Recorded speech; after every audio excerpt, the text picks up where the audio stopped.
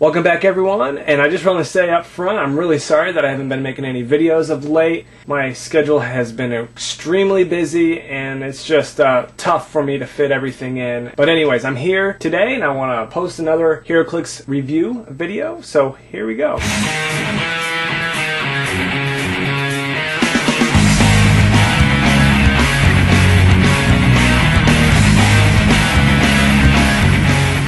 So today I have the new Brightest Day box set featuring 7 all-new figures from the new DC Comics Brightest Day, The Search for the White Lantern. This 7-figure box set comes with Martian Manhunter, Firestorm, Deadman, Captain Boomerang, Osiris, Hawkgirl, and Aquaman, and their cards, and along with a double-sided 2-player game map. So right now I want to go over the sculpts. They're really awesome. They're just as good and same quality as the Blackest Night figures. They're all done by computer graphics, so the quality control is a little bit better. But as you can see here, the Martian Manhunter is an awesome looking figure. He's half Martian Manhunter and then half Black Lantern Martian Manhunter, so that's really cool. We got Firestorm there, and then we got the new Deadman that's alive, so that's pretty cool. Then over here we have Osiris and Hawkgirl. Hawkgirl's kind of looking not that great, but she's pretty good. We don't have a new one, so I'm excited about that. Then here we have the Captain Boomerang. He's pretty cool looking. I like the scarf and I like his boomerangs. There's boomerangs on the back of that.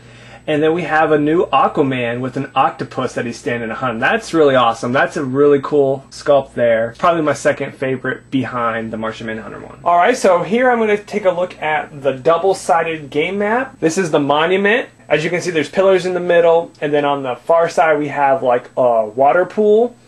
And then on the starting zones, it's kind of like hedges and hindering terrain.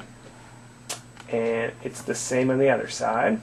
So this is a pretty basic open map with hindering around the sides, but kind of like a big open area. You got to come in over the side, and then it's big open area right there. Looks pretty interesting. I have yet to use it. Now this is an outdoor map, and it's actually the site of the White Lantern. As you can see here, where the light is hitting right in the middle, that's where like the White Lantern is. And this is like a pit. The starting sides are both on each end. But yeah, this is a pit, so you have to go down there. There's a couple ladders like here and over here and on the corners. So you can either fly down there or climb down there. But yeah, and that's a really big wide open map right there. Kind of like the arena. There is some rules on this, but I'm not going to go through them. I don't know. I'm just taking a look at it real quickly here. Alright, so right now I want to go over the figures that came in this set, give you a good look at each of the figures, and show you the dials. This is the card for Martian Manhunter. His trait is Detective of the Dead. If an opposing character is KO'd during your turn, Martian Manhunter can use Exploit Weakness, Outwit, Probability Control until the beginning of your next turn. So that's really cool, and that is throughout his whole dial, because it's a trait. And this is a good look at Martian Manhunter. And you can see it's kind of like a split character.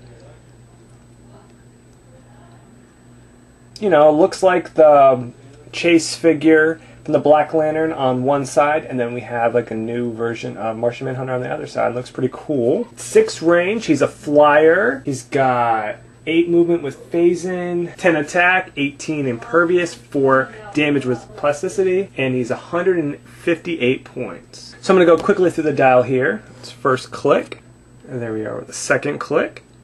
It's his third click. That's the 4th click, and that's where he has hypersonic, so that's really exciting. That's really powerful. And the 5th click, that's hypersonic and perplex. And a lot of the same. That's the 6th click. And the 7th, and that is regeneration. And the 7th is his last click. So I have to say that this new Martian Manhunter is a pretty awesome looking figure, and the dial is pretty good for 158 points. The number 2 figure in the set is Firestorm. His keyword is Brightest Day. His trait is Flight for Control at the beginning of your turn. If Firestorm has no action tokens, you may roll a d6. If you roll a 1 through 3, he gains Penetrating Psychic Blast, or if you roll 4 through 6, he gains Perplex. He can use that power until he begins your next turn with no action tokens. Then we have some more powers here that are normal. He's 141 points. And then he has a special power for damage, restructure, give Firestorm a power action. You may destroy up to 3 walls or blocking terrain within line of sight. And here's the figure sculpt. I think this is a really nice looking figure here. Much better than the Justice League one that came out a couple years back. He is a flyer. He's got 8 range of 2 targets. I told you he was 141 points. His first click is 12 movement with phase in, 10 attack with energy explosion, 17 invulnerability, and 4 damage. So this is the first click. Let's check out the next click. That's the second click. And the third click where he has that power where he can destroy walls or blocking terrain. That's the fourth click. That's the fifth click. And the sixth. And the seventh. And he has Pulse Wave, Regeneration, and Range Combat Expert. And then he's KO'd on click 8. I have to say this Firestorm looks amazing. I think he's a little bit too much for his points. 141 points for a character with a starting click of phase in. He has a good attack and good damage, so that's probably why, you know, he's so many points, and with the 2 targets of 8 range, it's pretty good. It's not bad. And the third figure in the set is Deadman. Keywords are Brightest Day, Mystical, White Lantern Core, and then we have a special power for attack, White Rebirth. Deadman can use support and telekinesis. When he uses support, his minimum result is 2. So that's pretty good. And then he has a special power for his defense. Deadman can use regeneration. When turning the dial, if this click is revealed during the damage taken from an opponent's attack, stop the dial immediately, basically. So that power comes up on his last click. So even if it's for like 5 clicks, and you only take 1 and you get there, you have to stop right there. But I'm assuming if you get hit again, you would be KO'd. And here's the sculpt of him. This is exactly what it looks like in the Brightest Day comic, which is really awesome. 6 range, 1 target. He is a flyer. And yeah, the always fun Mystics team ability. This is his second click. The special power on damage that I did not go over is Summon the White. Give Deadman a power action. Any number of friendly characters with the Brightest Day or White Lantern Core keywords can be placed adjacent to him up to the number of adjacent unoccupied squares. These characters cannot be given an action until your next turn. So going back to the dial here, that's a really cool power because you just give him a token and he can summon anybody with those keywords to him. They won't be able to attack this turn, but they can attack next turn, and I believe they are not given a token for that move. So that's a really nice power. This is his third click, and then the special power for attack is that support in TK. There's the fourth click, there is the fifth click, that's the sixth click, and this is his last click, and that is the regeneration, and you have to stop at this click. The fourth figure in the set is Hawkgirl, and her keywords are Brightest Day and Warrior. Her trait is Master Aerial Combatant. When Hawkgirl attacks a character with the flight ability, modify her attack and damage by +1. So anytime she attacks someone that is flying, she gets a +1 to her attack and +1 to her damage. That is an awesome power. This is a really fun figure. I can only imagine when I get to start playing with her. And let me take a look at her sculpt there. You can see it's not that impressive. You can see her helmet or mask, whatever you want to call it. But the wings don't look that great to me. She is 71 points. But yeah, on her first click, it is 10 movement with charge, super strength of 11, 17 toughness, and 3 damage with Battle Fury, so she can't do range attacks. And on her second click, she has charge and blades, which is really nice. Third, we have our first click of Flurry.